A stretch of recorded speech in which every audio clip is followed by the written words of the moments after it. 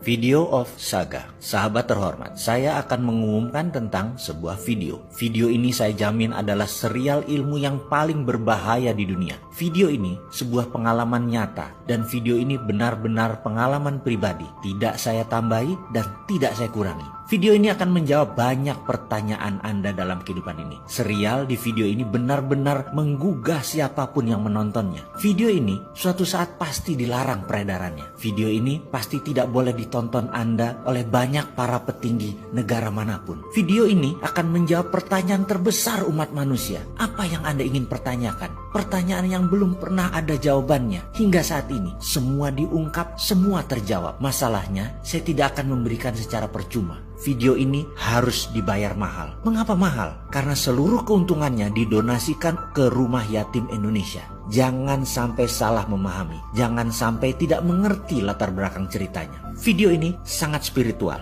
Video ini tentang kemakmuran yang spiritual dan universal. Serial dalam video ini akan merubah keyakinan banyak umat manusia.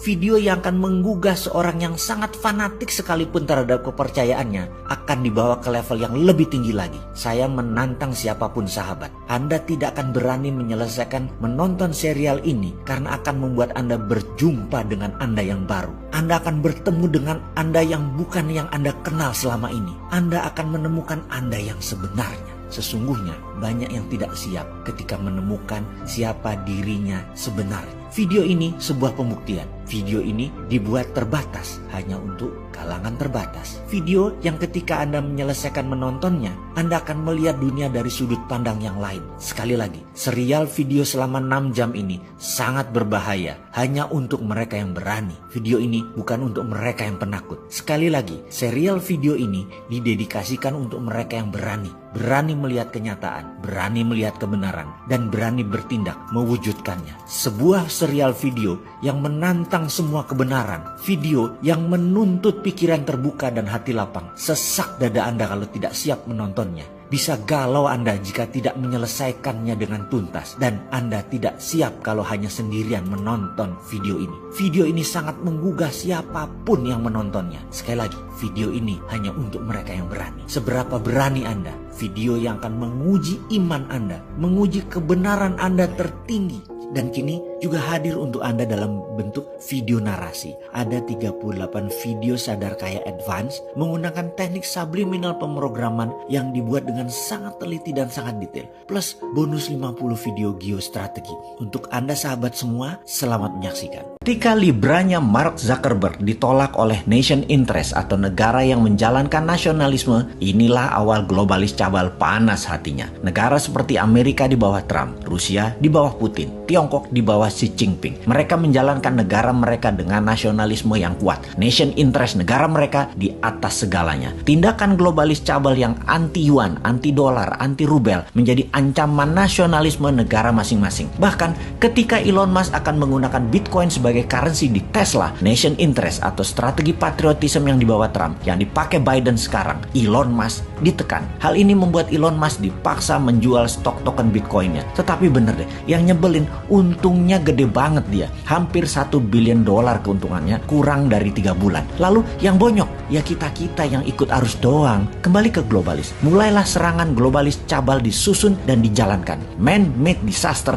dijalankan. Virus yang diperkaya atau enrichment virus dilepas. Tujuannya jelas, kontrol atas kesehatan miliaran manusia dengan vaksin, kurangi jumlah manusia yang berpenyakit bawaan kronis, ciptaan ketergantungan manusia ke gadget dan dunia maya. Ini semua percepatan menuju dunia 5.0. Less konteks sesama manusia atau kurangi sentuhan sesama manusia, less movement sesama manusia, less cash atau non-tunai transaksi. Sehubungan dengan dunia 5.0 tersebut, kita buktikan misalnya dengan mereview daftar dunia retail dan fashion yang sudah bertumbangan di dunia dan juga di Indonesia. Retail raksasa seperti Matahari, Lotus, Debenham, Tanah Abang, dan terakhir Giant akhirnya ambyar satu persatu tokonya, juga cabang-cabang bank. Namun dunia ini selalu dua sisi melihatnya. Dan perlu diingatkan adalah pasar itu selalu sama bahkan membesar. Terutama pasar kebutuhan pokok. Jumlah manusia masih sama, kebutuhan dasarnya masih sama. Jumlah manusia masih sama, kebutuhan dasarnya masih sama. Jadi kalau retail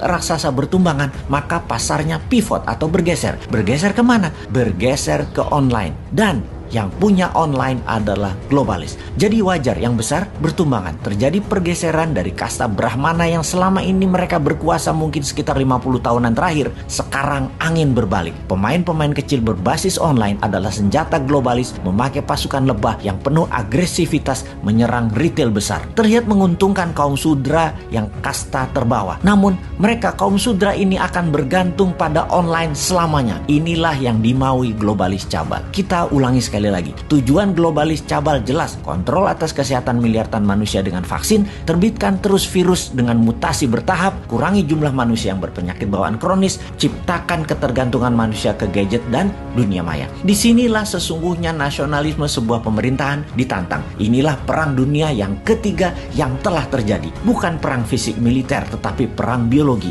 Lamanya sama seperti perang dunia pertama dan perang dunia kedua. Tidak lebih 5 tahun, namun semuanya menjadikan game changing. Merubah perjalanan dunia dan kehidupan umat manusia. Diperkirakan efek langsung COVID akan berimbas sampai tahun 2023. Setelah itu masa recover dan setelah itu dunia baru diawali di tahun 2030-an. Sampai saat ini yang disayangkan pemerintah yang menjabat sekarang belum sadar juga bahwa kita harus on-kan mode perang sejak tahun 2020. Bahkan kalau Bosman ya, sejak tahun 2017 sudah war mode on. Sekali lagi kita ingatkan, sejak 2017 harusnya. Tetapi ya beginilah kalau tidak paham nation interest, nation threat, pelajaran dasar bernegara di banyak pejabatnya, ngertinya hanya berpolitik dalam negeri, bagaimana ambil jabatan. Rasanya kalau dipikir-pikir dalam 4 tahun ini sudah diperlihatkan cara bernegara yang berbasis hutang, berbasis impor, dan sumber luar negeri. Tindakan ini semua hanya untuk asal hidup saja dalam tanda petik.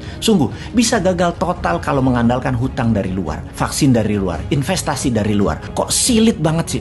Kok sulit banget mengingatkan betapa kerasnya kepala banyak pejabat yang sudah tidak paham bernegara, galak lagi. Secara bernegara harusnya sudah pivot, bergeser cara bernegaranya. Bukan tujuan bernegaranya yang digeser, tapi cara bernegaranya yang digeser. Demikian juga kepada masyarakat harus dikasih tahu kemana geseran ke mereka ke depannya. Ini pemerintah harus care, harus mengayomi. Di Republik Sontoloyo, di negara kita punya 2 senjata melawan globalis sejak tahun 2018. Kita punya perusahaan urun dana Santara dan gold payout system di Naran. Yang satu melawan cashless-nya sistem globalis, yang satu melawan elitis kapitalis. Sayangnya Republik Sontoloyo penduduknya atau membernya masih sedikit, namun terus diperjuangkan. Di Naran baru 250 ribuan dan Santara baru 280 ribuan. Lihat di akhir tahun 2021 ini, 2 juta warga Republik Sontoloyo akan menjadi pejuang patriotis nasionalis yang akan membuat NKRI negara superpower.